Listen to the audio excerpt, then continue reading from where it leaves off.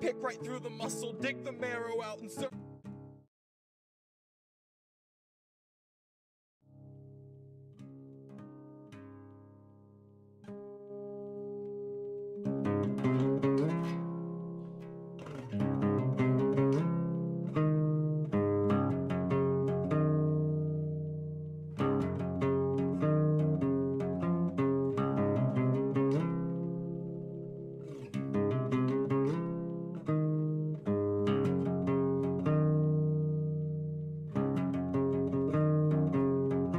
Legend says that Hercules swept Cerberus right off his feet and effortlessly set him down softly as a songbird. Atlas kept the world upon his back and every day wondered whether he could stand it any longer. And Tara Reade came out to say the man they tried to label the Messiah of morality was really just another rapist.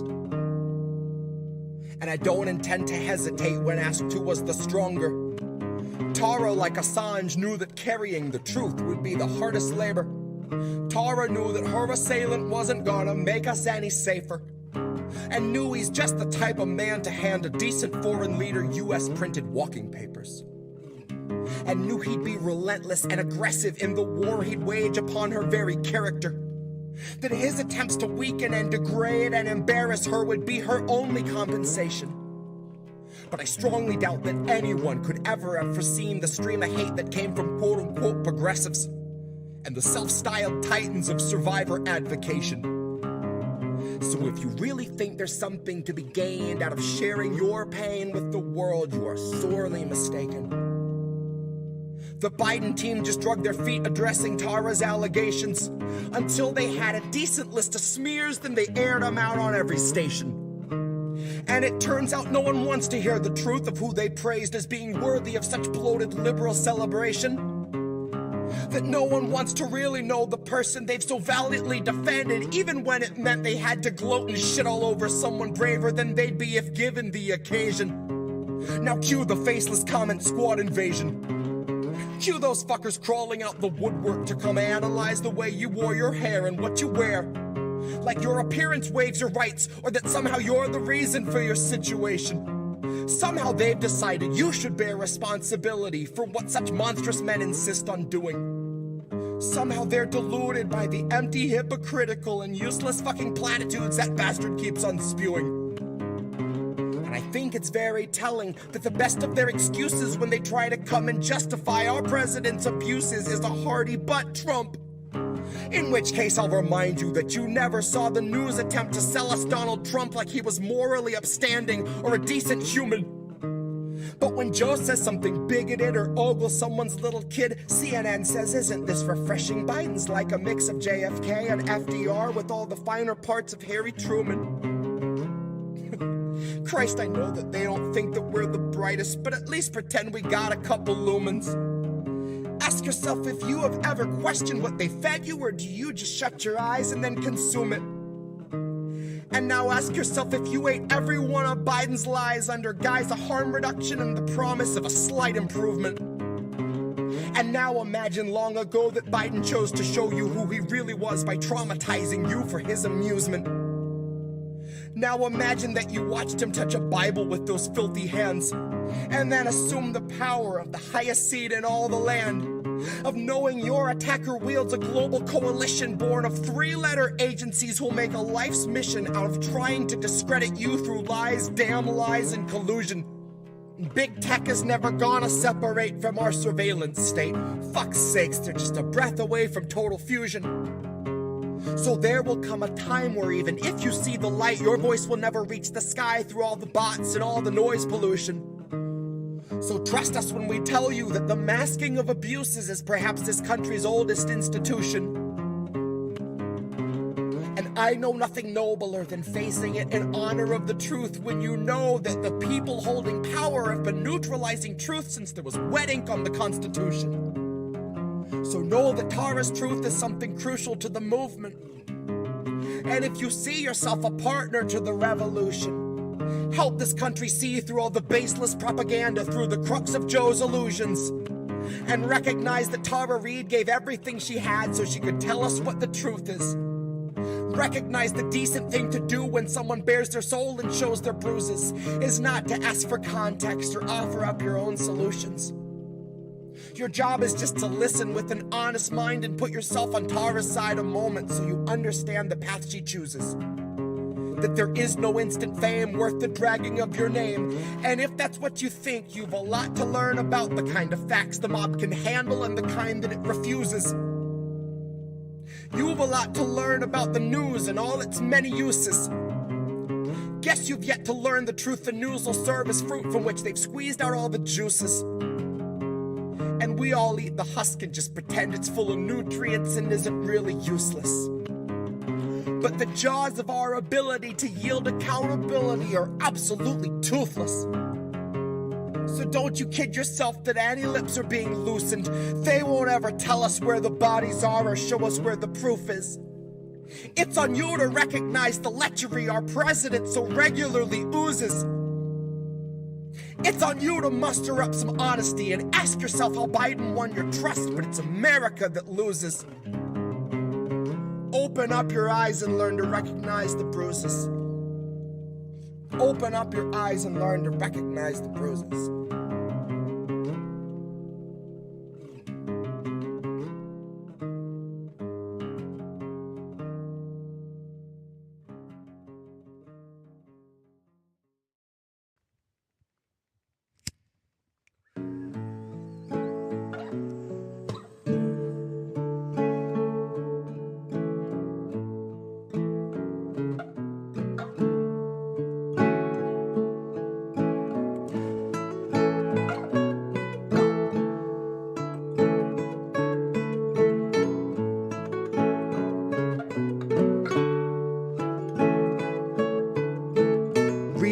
Lips, brand new taxes, starving all the billionaires and neutering their Visa Maxes.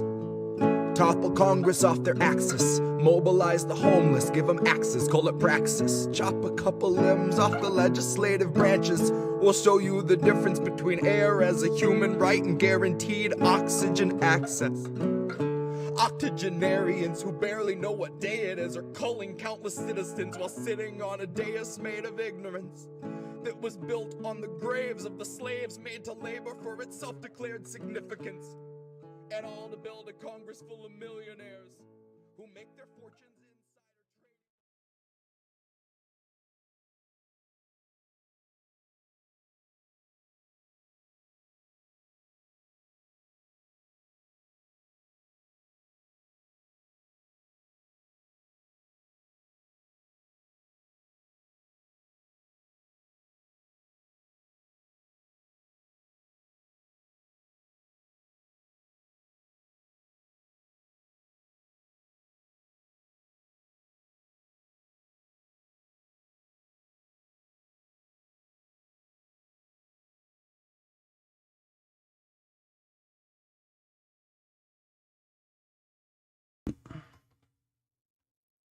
Welcome back, everyone, to the Politics of Survival. Thank you for joining us. This is a really great show today. It's at a little different time because we wanted to make sure our guest didn't have to get up in the middle of the night to be with us.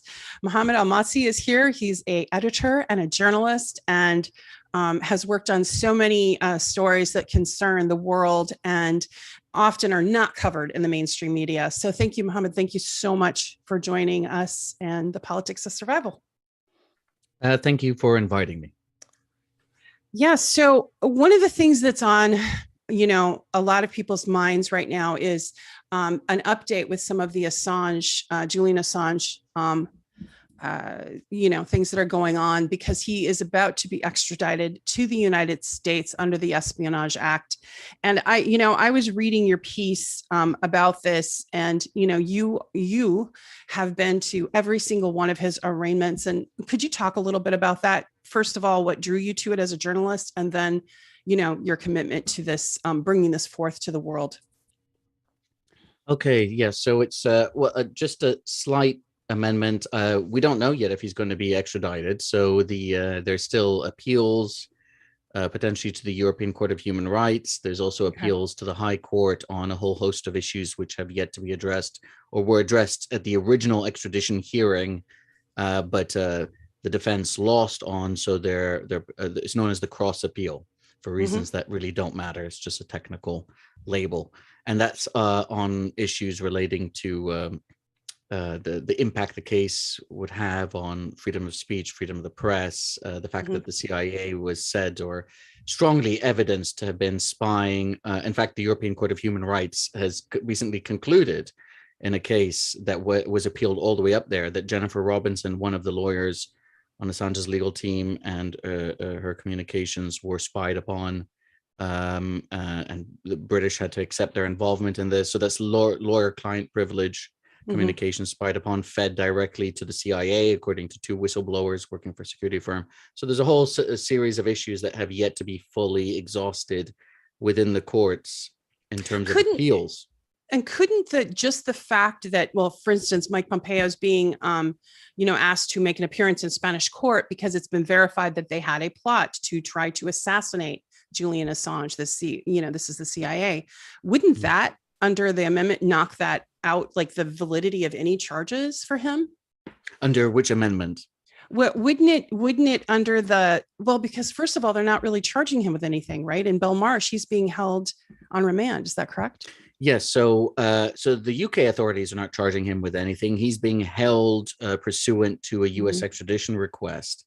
Right. And even though he won at the court of first instance, which had the most detailed levels of evidence and cross-examination, he then that victory was reversed on appeal on the technical ground so the first judge dismissed all the defense arguments, right? Okay. And it's important for people to understand that in the Anglo-American extradition treaty, there is a presumption in favor of extradition, at least of Brits or people in the UK requested by the US government. It's an imbalanced treaty, actually, so it's not as easy for the UK to get people from the United States, but there's a presumption in favor of extradition, and it's down for you as the defendant, as the person being requested, to explain why you fall under an exemption or an exception, why you shouldn't be extradited. It's the onus is on you, right? So it's not a trial, it's just an extradition hearing. And most extradition hearings, they might be done in half a day or maybe a couple of days, depending on their complexity. This thing went on for weeks. And then of course there were months of, administrative and evidential and legal arguments, and then weeks of actual witnesses testifying. So it's quite unusual in that respect. That's not the normal process. And as part of the defense, they argued that Julian shouldn't be extradited for a number of reasons. One, it's a politically motivated prosecution, they said.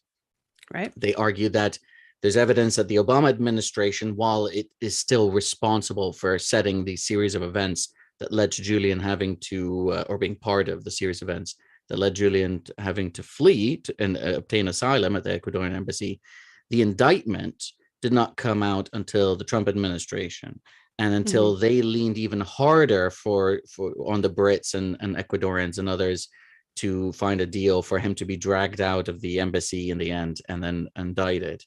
And so, and there's also other elements to it as well, why they argue that this is politically motivated. They also argued that the offense itself is a political offense, espionage, which is exempt under the Anglo-American Treaty, which is true that political offenses are exempt. So but under the UK legislation, it doesn't mention political offenses, so which is confusing, right? So then you have the treaty saying one thing and the legislation not saying anything either way. Then you have the argument that this would violate Article 10 of the European Convention of Human Rights. Think of it as sort of our version of the First Amendment, right? Which is supposed to protect, although it's not an absolutist, none of the rights other than the prohibition on torture is absolute, right? And I think perhaps the right not to be, the right to life as well. So I think death penalties is off the table now, although it wasn't always. It's the right. There's the right to both receive and impart information, right? So and explicitly that's in Article 10. So that guarantees the right to both give out information and receive information, and the right of a free press. Okay. The fact that lawyer-client privilege, as we said, was violated, spied upon, that shows that the system can't be trusted. The U.S. government can't be trusted in this case, and finally, and there were a number of others, but I'm just giving you an example. Those are many of the kind of rights-based arguments. Some of them were more technical. And then the fact that he's at high risk of suicide because he's on the autism spectrum, because he has a history of suicidal ideation, I think a suicide attempt, clinical depression, suicide in the family, and as well as the treatment that the Americans as well had to accept that he would be subjected to, both pre-trial, right, as well as if he's convicted post-trial for years, even decades, right? Extreme isolation, something called SAMs, special administrative measures, where you have very limited access to the outside world, sort of an even more extreme version of solitary confinement, if you like. And the judge concluded on the evidence that he was a very high risk of suicide, if you factor in all those things. She rejected all the other arguments. And I wrote a piece in Jacobin called something like, "This is a victory for Julian Assange, but still a blow for press freedom," was the headline of the piece. And I try to explain why, even though he won on the suicide risk, it is still a very dangerous decision that she rejected all the other arguments. Right. So the Americans appealed it to the High Court. So this was at the magistrate's court. They appealed it to the High Court, and they said, okay, we're going to give assurances that we won't subject him to these conditions that they say will lead to his suicide, unless he says or does something, we're not saying what, in the future that would then lead us to do it. So there's a huge caveat there already with the assurances, and amazingly, the High Court accepted it. So the High Court said the judge was in her remit. She was within her right to find what she found, that he's at high risk of suicide if he's subjected to extreme isolation, etc. But we're going to accept these assurances that the Americans are now giving us, even though these assurances are massively caveated and they don't include all these other things, because the Americans claim they don't do solitary confinement anyway. Right. Okay. So they use terms like administrative segregation and all the rest of it. And the defense was saying, look, there are all these other things which are basically the same thing. It's the extreme conditions that they're talking about holding him in. Right. Supreme Court refused to hear any appeal. So now it's with the Home Secretary, who is down to her supposedly imminently to decide now. Priti Patel, the Home Secretary, who's a pretty right-wing Home Secretary, one of the most right-wing in my lifetime, definitely, of what is already a right-wing government, unfortunately, pretty right-wing government. Priti Patel is for her to decide, because she now still has to decide, and there's an exemption as well for her, like if it would be oppressive to extradite, something like that. And there's been loads of defense submissions and Nobel Prize winning laureates or Peace Prize winners, etc. And the Bar Council, apparently, I wasn't aware of that till a few days ago, the European Bar Council and or Law Society, European Law Society, basically wrote saying, you know, there's shocking evidence of violation of the attorney-client privilege, which is meant to be sacrosanct. You cannot extradite under these circumstances, and others who've doctors for Assange, a collection of doctors as well. So there's many people who've written. But whatever her decision is, there's, I don't want to get too much into the weeds here, but they can potentially legally, there's a process here known as judicial review. And I know you have the same expression or term in the States, but it's a bit different here. Here is just when you challenge the legality of a decision of some authority acting in a public capacity.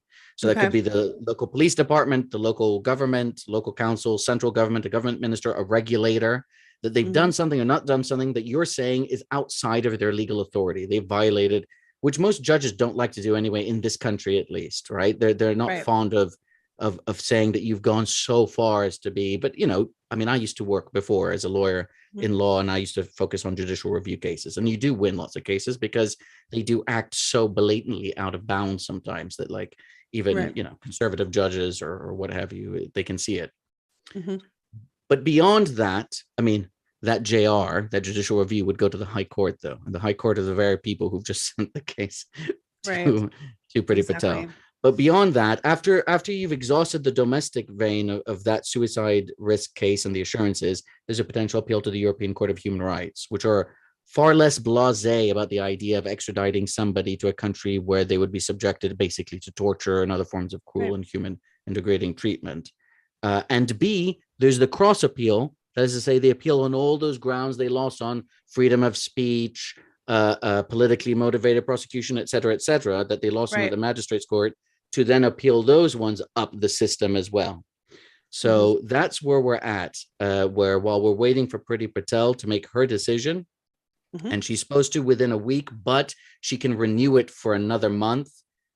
It seems, according to the rules, in perpetuity, right? So she can say, I want another month, I want another month. Now, on a certain level. Do you just feel like on some level that this is just a slow motion execution on the US's part? Like he's suffering, and he's in one of the harshest prisons in the world in England right now, the Belmarsh. Yeah, but Belmarsh is referred to, has been historically known as, at least over the last 20 years, Britain's Guantanamo, things like that. So yeah, it's not a nice place. It's a place where people convicted of very serious offenses get sent. He's an Australian citizen. He's not even a US citizen. So I have never, I mean, just that alone should tell people a lot. And he also is the first journalist, editor, publisher to be in this position for publishing. It wasn't his materials. He published materials.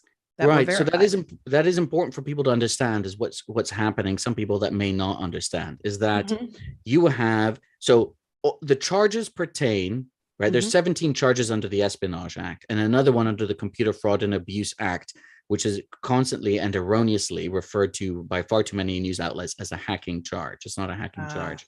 Yeah. That is where, I'll just do that one first. That's a potential 5-year prison sentence there was a conversation allegedly between Chelsea Manning and someone from WikiLeaks. So let's assume the government, the indictment is assuming that's Julian. And Chelsea Manning is saying, hey, can you help me crack this password hash?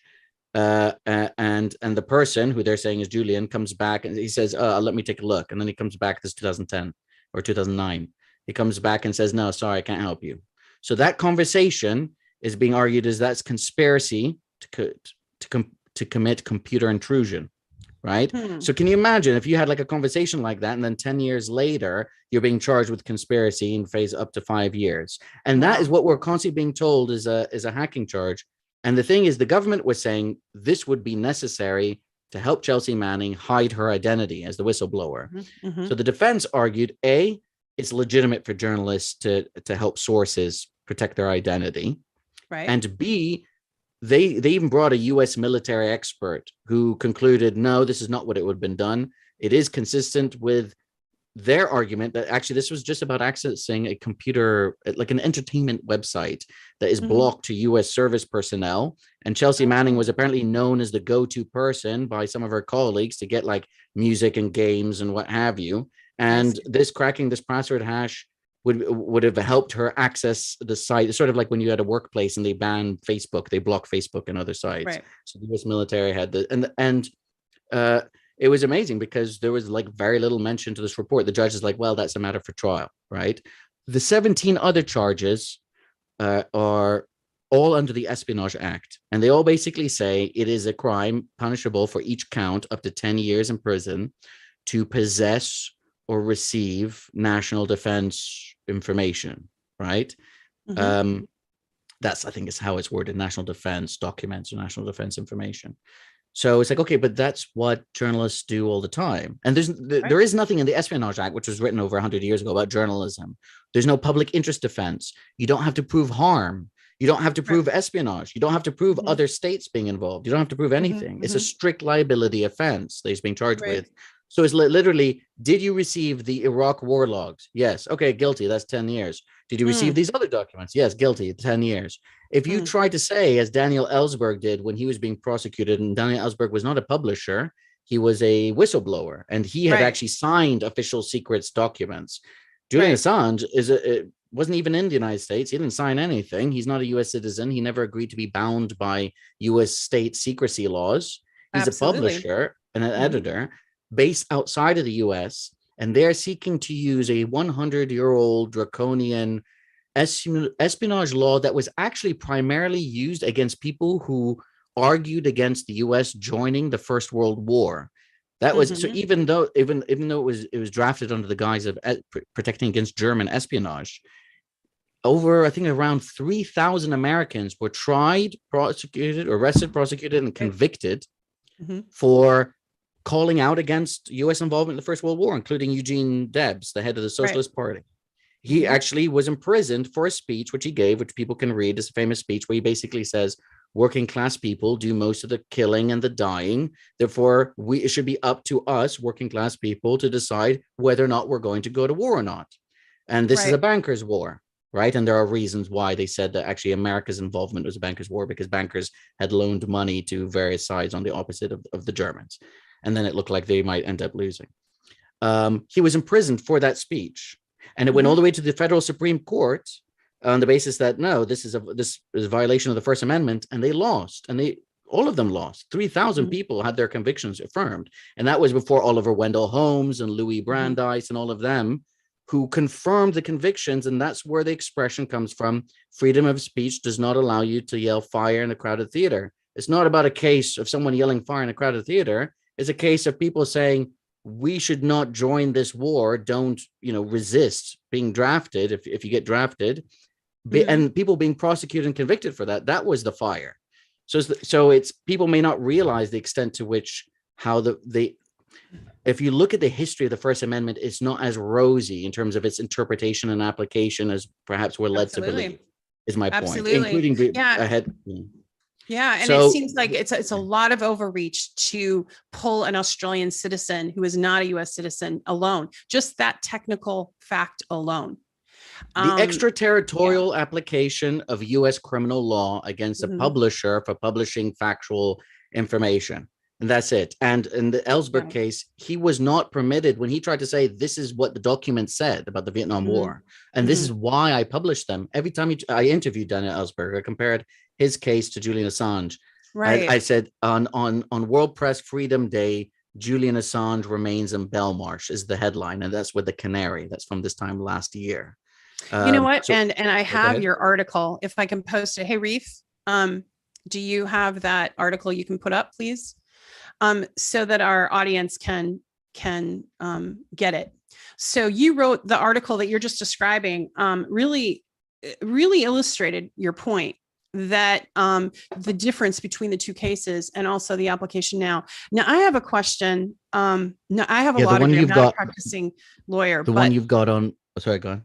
Oh, go the ahead. One you've got on the screen, that's at the Dissenter. That's about Amnesty International's refusal to designate Julian a prisoner of conscience. That's the most recent one.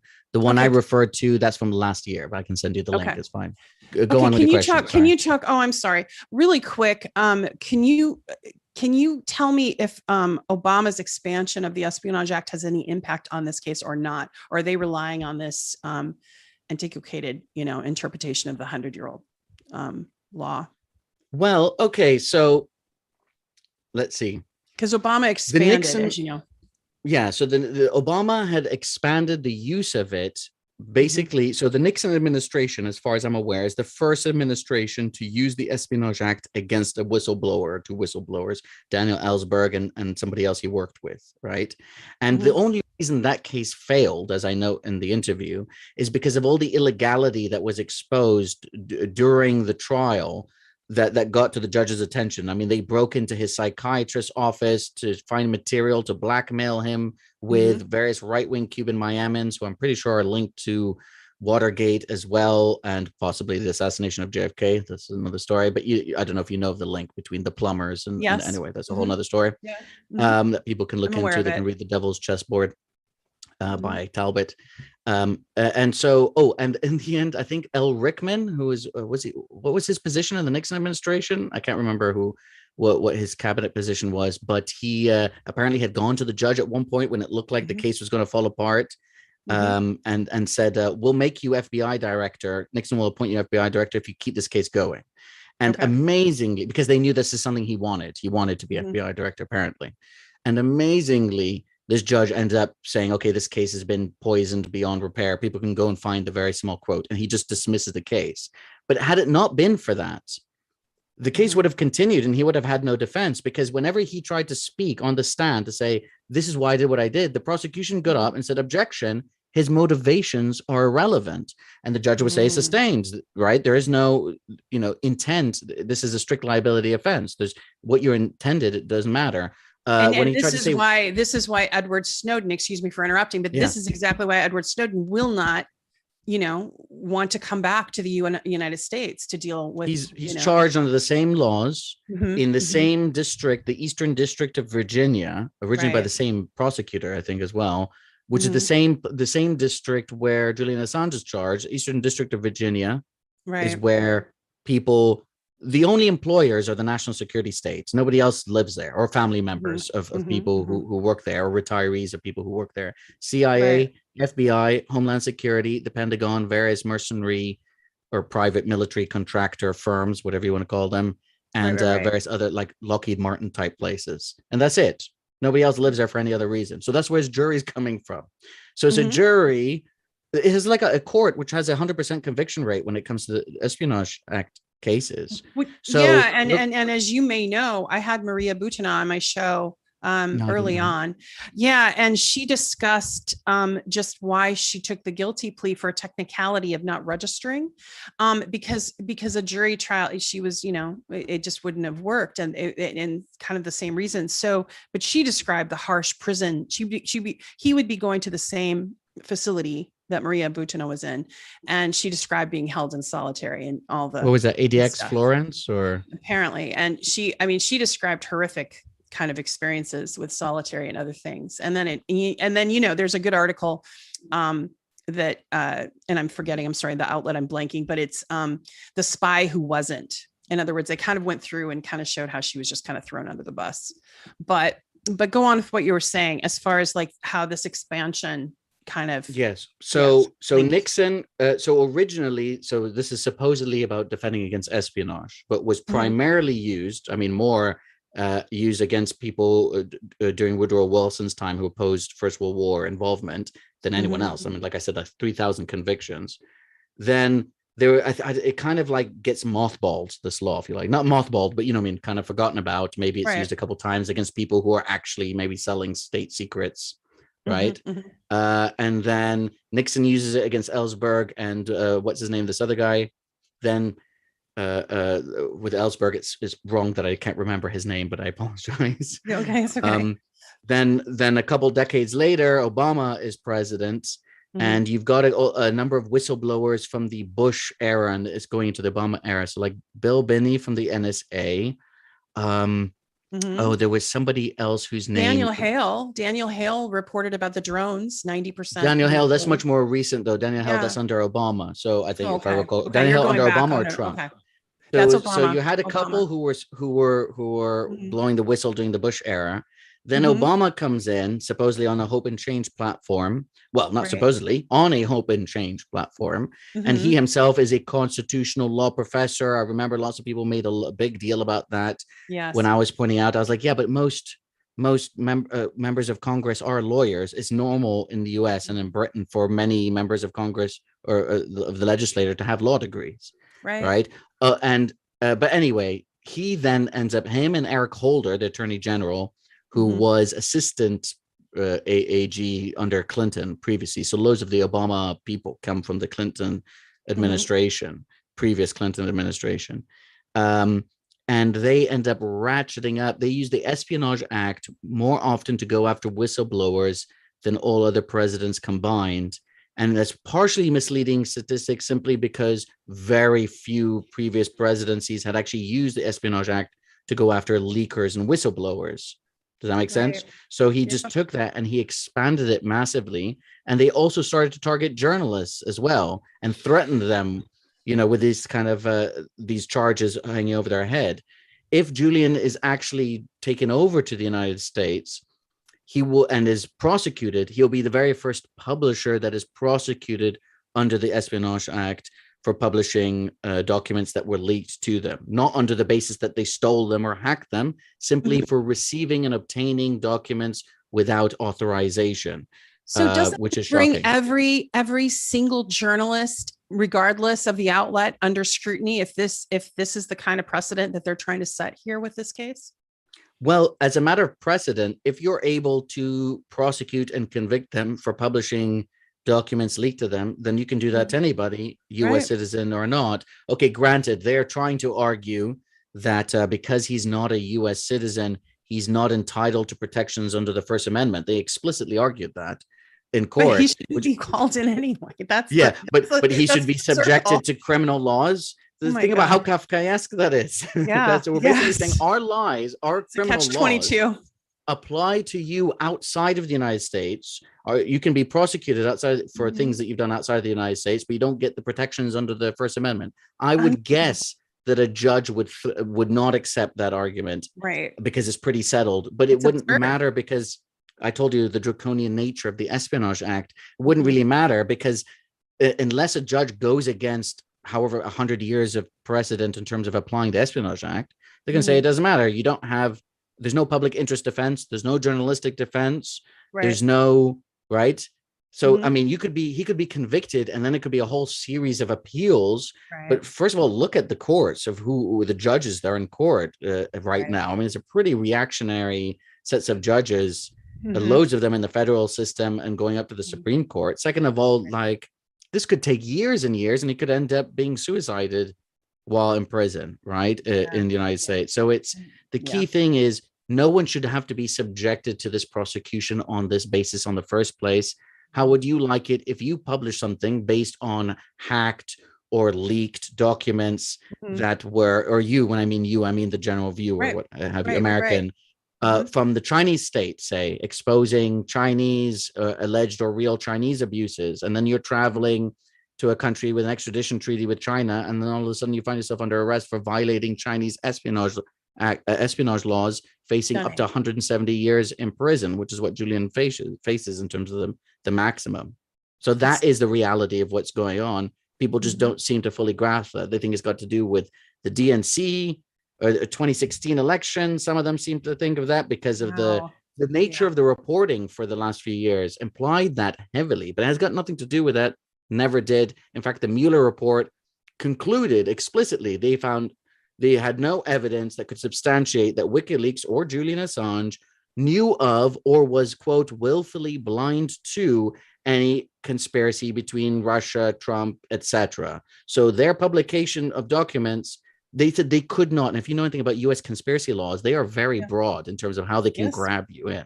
And I wrote a piece at the time saying that the Mueller report said this, but it was redacted. So when it first came out, the public version, okay, the senators saw it, the congressmen who had access to the full version saw it, but it wasn't until they were sued and forced by a court to unredact, because you didn't know what was redacted. You just knew something was redacted. Then when it was unredacted, they only unredacted it months later after losing in court on the eve of the US presidential election, when of course nobody cared, like nobody's paying attention. And there was barely any reporting on it. And I wrote a piece, but I wrote it at Sputnik at the time. And of course, Sputnik being partially funded by Russian foreign ministry, I think it's the foreign ministry, at least indirectly, and ads. Now people can't even see it. They'd have to use like a VPN. Perhaps Americans can, but in this country, you can Sputnik see, is blocked. you can see Sputnik. It is censored. I used to write opinion pieces for RT. You can still find them on Odyssey and Rumble. Unfortunately, the censorship has gotten to the point where there's really no balance to the narrative in the Western lens. And in England, I know that they pulled RT's license completely. Which is, the legality of that, I'm not sure. In France, they did that too. In fact, in France, they used an emergency. They had only just renewed it, concluded it could be renewed, but then Ukraine happened, and basically, war justifies everything, right? Like during a time period of war, it's like, well, this is and don't get me wrong, you can justify all kinds of things if you're facing an existential threat, but they're not really. This is just being used as an excuse. France is not at risk. If anything, you should see the speeches from Macron saying, the Russians have their own interests that we have to be prepared to negotiate with. We have to avoid escalation. France and Germany are typically the two countries which kind of push back a little bit against the constant anti-Russia pushes, right? I don't know if Americans know this, but they are the two countries because how they perceive what is in their own national interest is different than how Moldova will or how Britain will or the US will. Sometimes there's things appear to the average person as though there's unanimity, like we're all on the same page. But the more you look into things, the more you realize that they're not exactly. Well, when it comes to selling weapons, you're selling weapons, exactly. They are and on the same page. 40 billion. Yeah, that's sailed right through the Congress. So one of the things I wanted to talk with you about too is just in general. Julian Assange is the representative of a I think a war against journalists, right? A real investigative journalist. And I'm not talking about stenographers, for the corporate media, but I'm talking about work that you do, work that others do, where you do expose valid war crimes and do present a different narrative through a different lens, rather than just sort of this myopic Western military industrial complex kind of drive. Hopefully we'll get to a point where more independent content creators are lifted and billionaires just don't have a stranglehold on the corporate media. But one of the things that's really been startling has been in the amount of journalists killed, imprisoned, sanctioned, demonetized. And I wanted to talk to you a little bit about Palestine, if you could, because your body of work includes a lot of different subject matter. So I was wondering if you could talk a little bit about that. And then I was going to show you the Abby Martin clip when she confronted Blinken. Okay, so you want us to speak first, or do you want to do the Abby Martin clip first? Do you want to do that? Let's do the clip. Let's do the clip first, Reef, if you have it up, and then we can get your reaction.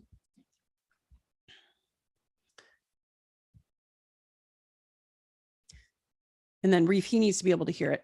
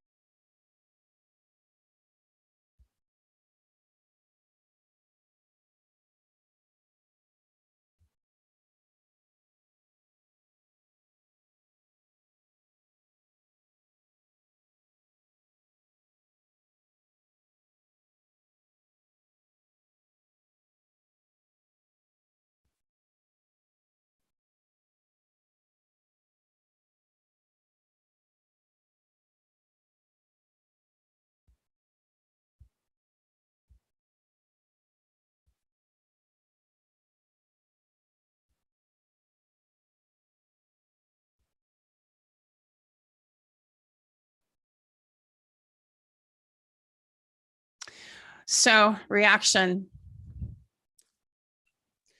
Well, Abby Martin is correct that Palestine, historic Palestine, that includes both the state of Israel, right, within the apartheid state, if you like, and also within the occupied Palestinian territories, what's left of historic Palestine, which is also an apartheid system, if you like, is one of the most dangerous places in the world for journalists, both Palestinian and non-Palestinian alike, British, American, including, not that this should matter, but, white, Anglo, middle class Brits and Americans, press people, sometimes having press helmet, as Shireen did, who was wearing both a bulletproof vest, which had press, and she was with a gaggle of other press there at the entrance of Jenin camp. Doesn't always protect you. Sometimes it increases the likelihood that you'll be targeted. So even CNN, as Abby had noted, had their own investigation where they looked at various footage at the time. I mean, originally they went along with the kind of mainstream sort of narrative of, one of them was like ludicrous. What was it? Like bullet meets journalist, resulting in found a bullet. Passing. Found a bullet. Yeah. Blinken had said something about it's quite sad about her passing. Isn't passing what happens when you're in bed surrounded by your family, not when your face is blown out because somebody's a sniper assassinating shot you. Yeah, and where between the space between the vest and the helmet, because she's wearing a helmet, so in that space over there she was shot, right, which is by apparent sniper. So there were no apparent clashes. There were people there sitting, joking, laughing, because she's such a well-known journalist, has been for 25 years. She's known throughout the Middle East as a common face there. As I don't know what would be the equivalent. I don't know that there would be an equivalent in the United States. Yeah, maybe our older media, like Walter Cronkite, right? Yeah, or what's that? The female one. The female one. It's okay. Sounds very technical, biological, like I'm an alien. The female one, married to George Stephanopoulos. who was a former White House correspondent. Then he ended up having a thing on CNN. She was Right. CNN correspondent for a while, Okay. right? Okay. So who's Sort of the face, but yeah, Shireen, like everybody knew who she was. She'd been, really bringing, correct truth about what was going on, and one of the few journalists that were in that area were able to get through. Yeah. What? I'm sorry. No, that's not. No, that's not who I was thinking of. No, although if you type in "married to George Stephanopoulos," I'm sure it'll pop up. Yeah. But on average, 2 journalists a year are killed by the state of Israel. Wow. Since from 2000 to now, if you were to average it out, between 45 journalists were killed during this time period, according to Palestinian Ministry of Information figures, and 55 according to the Palestinian Journalists Union. So they say it's a bit higher. So Yusuf Abu Hussein was killed in 2021, Ahmed Abu Hussein in 2018, 2014 saw plenty actually. Muhammad Ali Ahmed Al-Kumi, 2012. You have, I don't know if people remember, only last year, the Associated Press building was bombed by the state of Israel in Gaza. They blew it up. They gave people 10 minutes to evacuate. They phoned them up. You've got 10 minutes to evacuate. Then they blew up the entire building. Middle East Eye and also Al Jazeera also used that building. And there was no international consequences for that. None. Like there was a little bit. Can you imagine if it was Russia doing that? Yeah. Even if it was 10 years ago, we'd be reminded. It would be commemorated every year, right? And if the Russians did something like that, we should be reminded about it. It's just interesting that how quickly it fades from memory, and even just the nature of the wording of the reporting. Like I said, like bullet meets head, bullet and journalists meet, like ships passing in the night. It just, So this is, it is one of the most dangerous places in the world to be a journalist. Journalists are regularly targeted. Radio outlets have been bombed. They know, I mean, you have to understand something. The state of Israel has like mapped up practically every alleyway, every building, every corner. They have assets and spies everywhere because they can blackmail people, because the amount, their prison population is quite high, where they just grab people and then imprison them, men, women, children, for days, weeks, months, sometimes years, including journalists. There are at least 10, 15 journalists currently detained in Israel. Not nearly as many as in Turkey, another U.S. ally, NATO partner, engaged in massive ethnic cleansing and literal genocide operations in northern Iraq against Kurds in northern Iraq and in northern Syria, which is a whole nother story. But they also have a massive imprisoning of journalists there. I mean, the level of violence by the state of Turkey against journalists and against Kurds and organized labor and leftist groups. And there's a strong relationship between Israel and Turkey going back to their founding, actually. That's a very strong relationship, one of their best sort of partners, as it were. Israel bombed Al-Aqsa TV office in 2014. 45 minutes later, they bombed Al-Aqsa radio office. So it's, that was in Gaza City. So it's not unusual for them to target journalists, and the amount injured is over 1,000, right? So recently.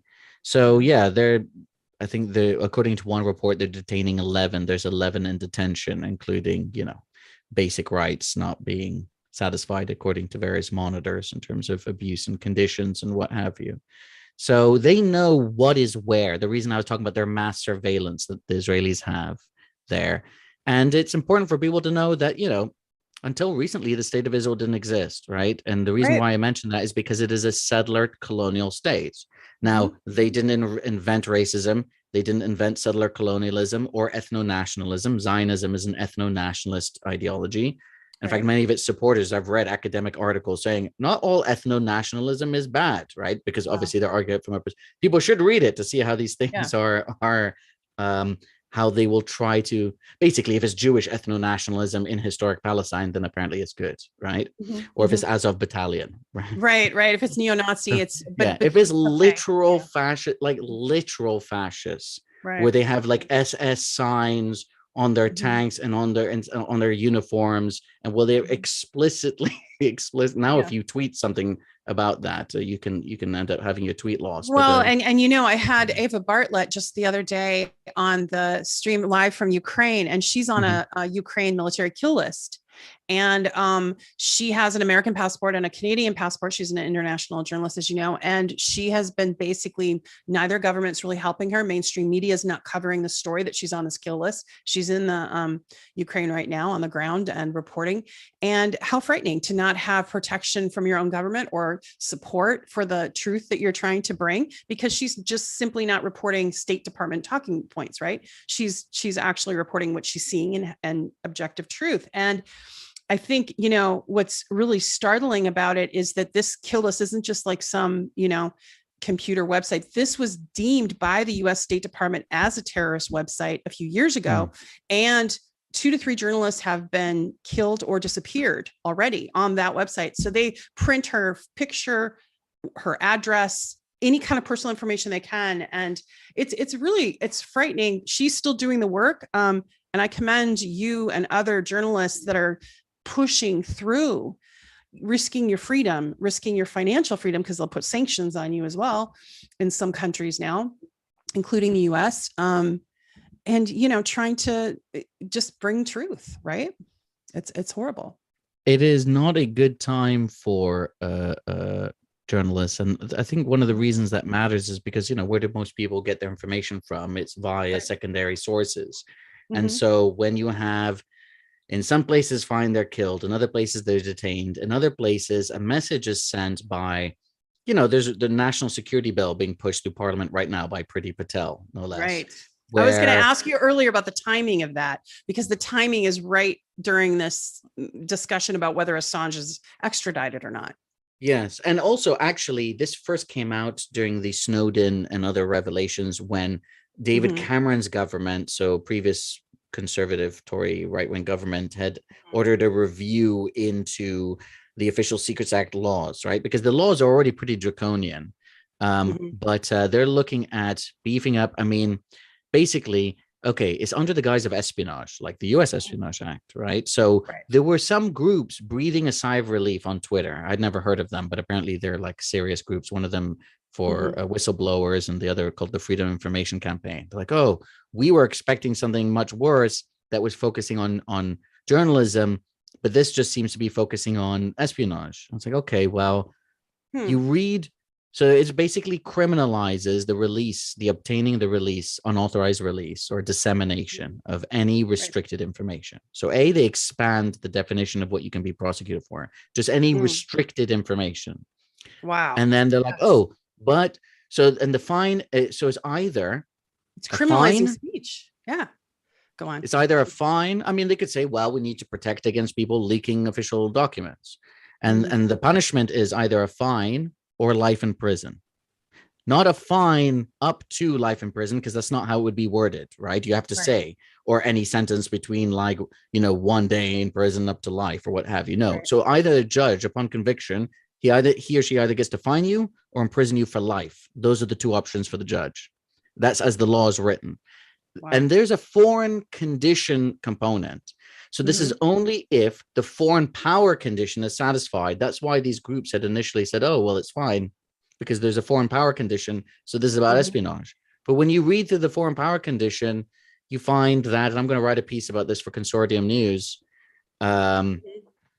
Basically, you find that there's many ways for it to be satisfied. If it can be shown or argued before a jury, I suppose, convince a jury that your role in this somehow was with the intent to serve the interests of, or to the benefit of, a foreign power, then they've satisfied the foreign power condition, right? And also, we don't need to name, it says, the state, the prosecutor doesn't need to even identify the foreign power. So, so it's like, okay, well, so you could still get a trial. So, you know, there is no proof. There's nothing to do with espionage then. right? They're just saying if Right. you had the intent. So now we get to argue before a jury. Well, look, he's published an RT and he's written articles elsewhere saying NATO is bad and NATO has a role to play in conflict, starting conflict, including Ukraine, that NATO has a role. This sounds like the kind of thing that is written for the benefit of a foreign power.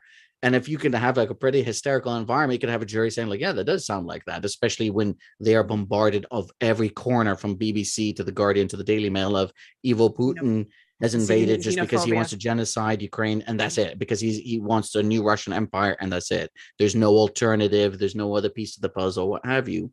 So if they satisfy that, and that's deemed to satisfy the foreign power condition, well, now you're facing an unlimited fine or life in prison. So I remember when I read through that, I was like, how can these, like, okay, they seem to have maybe understood a bit more now, because there's an article by a colleague in the Dissenter about this, where there's a better quote than the initial quotes they were putting out on Twitter, right? Because the original quotes on Twitter, and I replied to them, I'm like, have you actually read this? What? There's another one that says, if in part any of the activity alleged was done by a foreign power, then the foreign power condition is satisfied. So it's like, okay, what if the government alleges that the documents that you've published were hacked by the FSB? Okay. Should that matter? I mean, look at all the stuff being published about Russia right now. Right. I'm sure the CIA has a role in hacking. The biolabs, all of that, the American biolabs. Like, so when you have stuff, no, but I mean about like emails of government ministry, there's all kinds of Russian government documents being like hacked and dumped. I'm sure the CIA and MI6 and GCHQ and NSA have a role in that. So if I publish some stuff on that, can I be prosecuted in Russia now as a spy using this law? This is the kind of thing as an aversion of this law. So what if I publish something in RT? And they say, well, RT is partially funded by the Russian state. Right. So therefore, a foreign power is now involved in an element of this offense. So man who works at a government department leaks to me document. I publish document refer to it in my RT article, or they leak to you. I read your article, I republish on my article what your article says about a leaker who leaked to you. I republish on a website funded by some other foreign state in some way, like the BBC is foreign funded, is British state funded, right? So Al Jazeera is funded by the Qatari government, right? France 24 is funded by the French state, right? And so on and so forth. Telesur by a number of different governments in Latin America. And then you have the Chinese state and the Iranian state and the British, like many governments have channels which are funded. Deutsche Welle, funded in part by the German state. So if I publish an article then an RT critical that reveals, that's based on things that have been leaked even to somebody else, what's to stop the prosecutor then from saying, okay, well, the foreign power condition has been satisfied. There's a foreign power involved. That's the Russian Foreign Ministry or whatever partially funds RT. And you've been acting then. And they only have to say they knew or ought reasonably to have known that it might be harmful to UK national interests. What does that even mean? Oh, they're removing the element where you actually have to prove harm, merely that it might be harmful to UK national interests. Oh, that's really key. So there's all kinds of things. Without that element is so key though, because if you don't have to prove harm, that just means a government that doesn't like what you're saying. Basically, so that is criminalizing speech in a way. So that's like the Espionage Act being used to prosecute Julian. You don't have to prove harm, right? So this act, I know England was debating it last week. Has there been any movement? Do you know of yet, or have you not seen what's happening with it? How? No, I haven't seen any further development. There is and Richard Spencer did a good job at the Dissenter this, so people should check out the piece on that. There is I don't want to say bipartisan because it's more than one party, a tripartisan support, right? There is a cross-party, there you go, that's the word I was looking for, cross-party support in Parliament, of course, with the minority voices against it, but from the Labour to the Liberal Democrats saying we need to rush this through. We need to rush this through to protect us from Russian disinformation. It's like, really? So all the laws we've got on the books aren't enough. Britain was involved in First World War, Second World War. We have all kinds of draconian laws. We have one new terrorist law on average every year. right? Right. 16, 17 new terrorist acts or versions of it, updates to it over the last 20 years. There's practically one every year where they expand their powers, their surveillance powers, the amount of time they can put you in prison without charge, et cetera, the things they can do. So it makes this is exactly the type of law you don't want rushed through Parliament. That should be debated. Why is there no, if this isn't about targeting journalism, they could very easily have a caveat saying nothing in this bill should be used to target journalists for engaging in journalism or journalistic activity, or whistleblower protection or Act whistleblowers. Yeah, exactly. Something like whistleblowers or journalists, but there is nothing to protect either whistleblowers or journalists. There's no public interest defense whatsoever. There's no defense. So it's so this is the overall environment and the context of what's happening. This is what happens when people don't pay attention and they just assume that forces other than themselves will successfully push back against, there is a natural inclination or drive towards powerful interests acquiring more power. It's just the natural way of things. And whenever you have any kind of loss, it really irritates you. You're like, what? I shouldn't have lost that case, even though you win 1,000 others. Right. So they powerful interests I've found get quite vindictive and irritated. They think they should lose never. Right. Or if they do lose, they should lose when they're going against Pfizer from some regulatory case and Pfizer wins. That's okay, because those are the people who are meant to win in the system. Right. So it's major businesses. I mean, I just pick Pfizer out of I know. It's any major corporation. I wanted to check in with Reef. Reef, did we have any questions or comments for Mohamed right now that you saw? Some comments or something you want to share?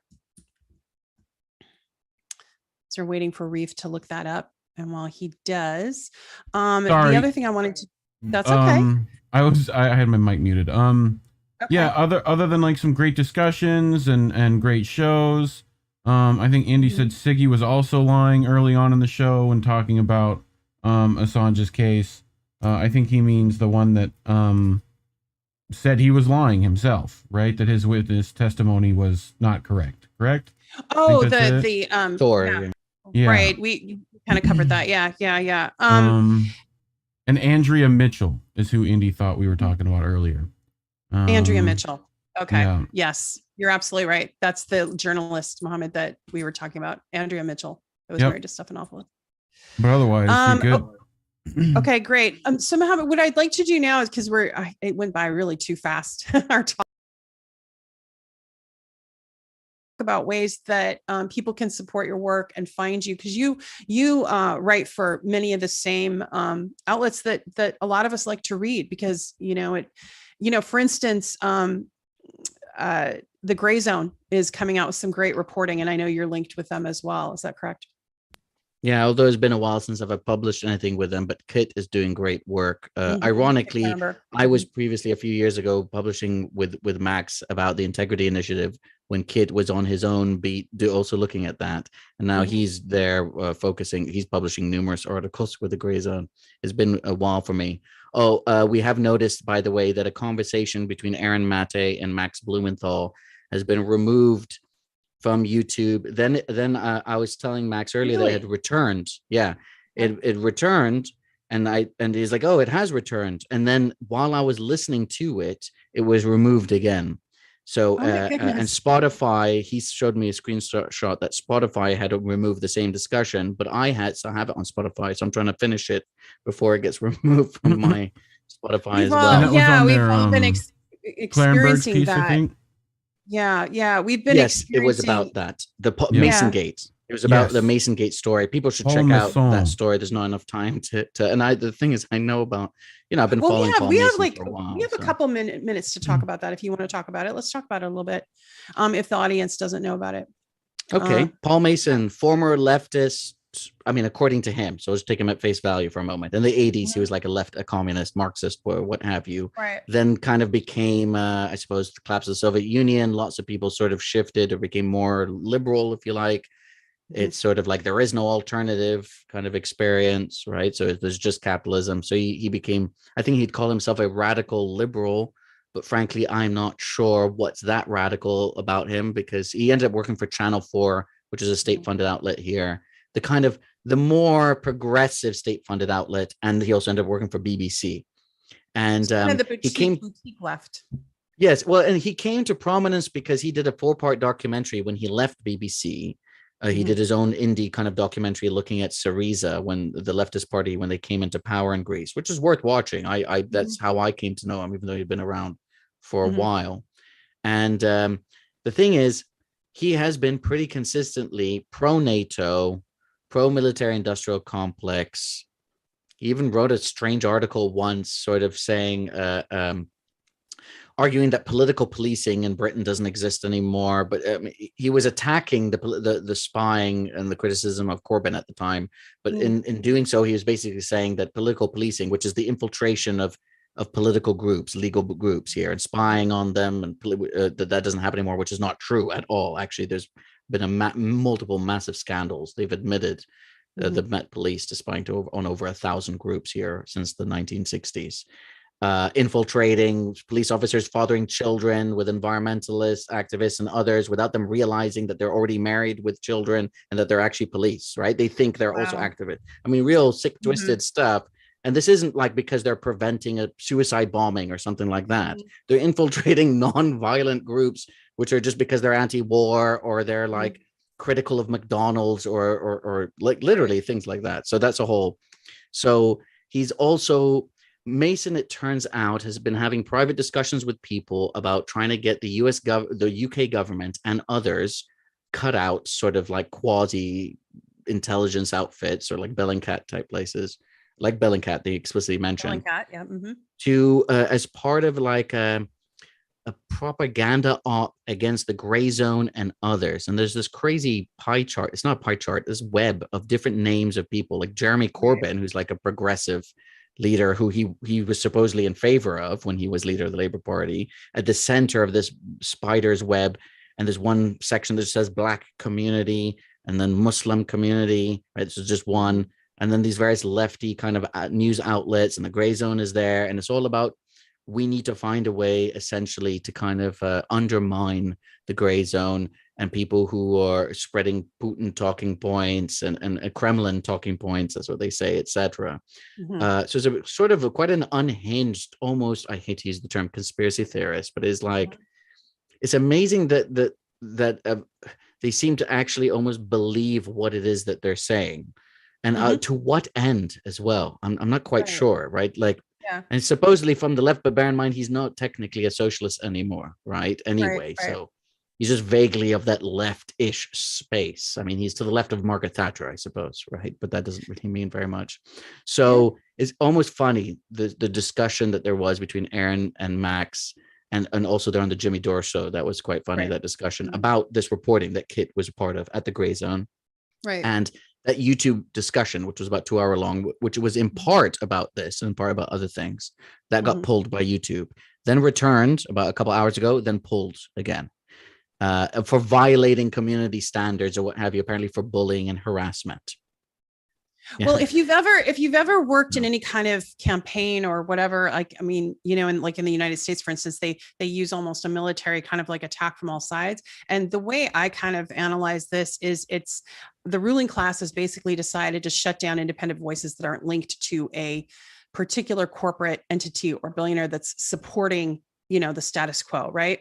So how you come at them is like what they're doing right now to the Grayzone. You infiltrate there's the propaganda campaign using buzzwords like Russophobia type buzzwords, that it's Kremlin related, blah, blah, blah, to try to touch on people's, you know, emotions. And then of course you have the tactic of demonetizing, which is happening to a lot of independent journalists, and banning them from PayPal.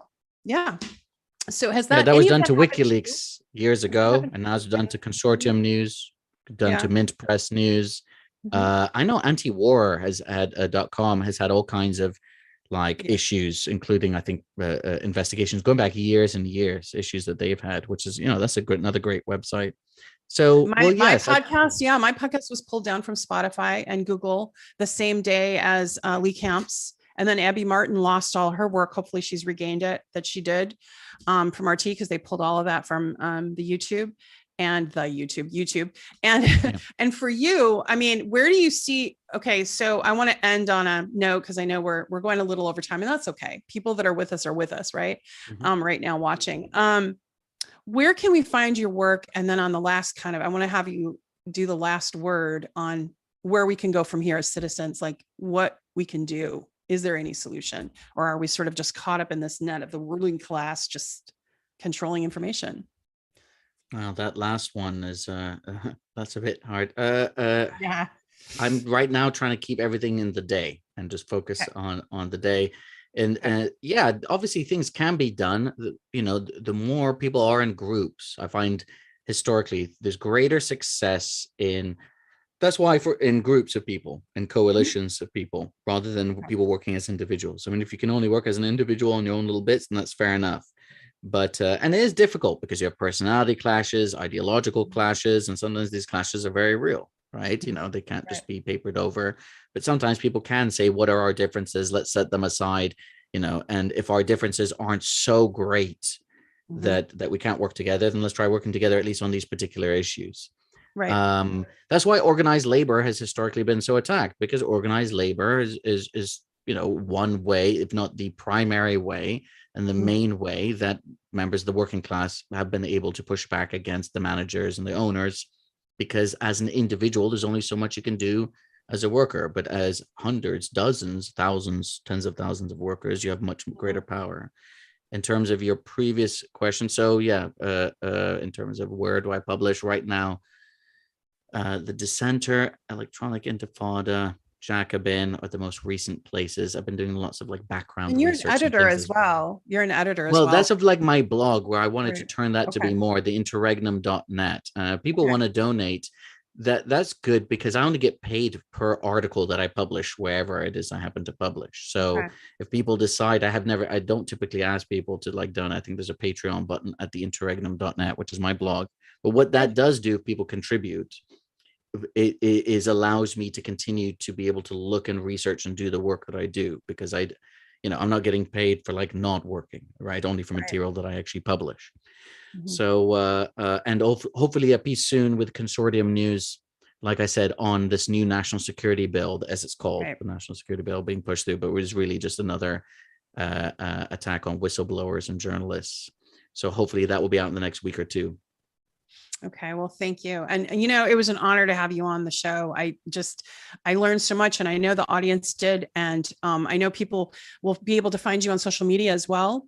And if people look in our description, your links are there. So thank you everyone for listening. And this was the Politics of Survival. Tomorrow, I have a special show with Igor Lepotinik, who works with Oliver Stone. He's going to be talking about Ukraine Rising and some of his films. Igor is an amazing director and producer. And so check that out. We'll be on tomorrow night, 6 p.m. live Pacific time. So Mohamed, thank you so much. And, you know, we really appreciate the work that you do is so important. So we will continue to support everything that you do and share your articles. So take care. Thank you. All right, there you have it, everyone. See you next time. Thank you.